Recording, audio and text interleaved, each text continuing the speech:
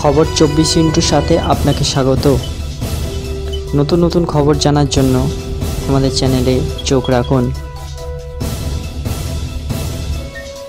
দিনে দিনে যেন আরও ভয়ঙ্কর হয়ে উঠছে বাংলাদেশ।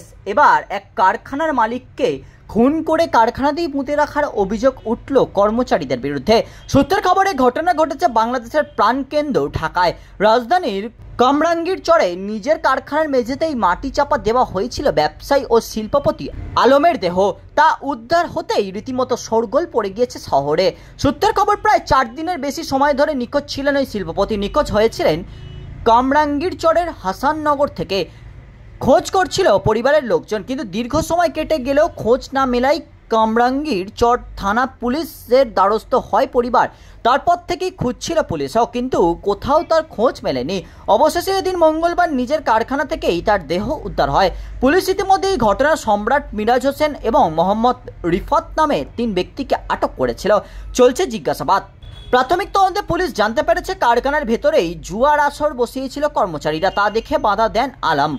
তখনই মারমুখী কর্মচারীদের হাতে পড়ে যান তিনি। মারের চোটে ঘটনাস্থলেই মৃত্যু হয় তারপর কারখানার কর্মীরা তাকে সেখানেই মাটি চাপা দিয়ে দেন। কামরাঙ্গীর চর থানার তদন্তকারী আধিকারিক লুৎফর রহমান জানিয়েছেন, যাদের আটক করা হয়েছে তারা সকলেই কারখানার কর্মচারী। ব্যুরো রিপোর্ট, খবর 24/7।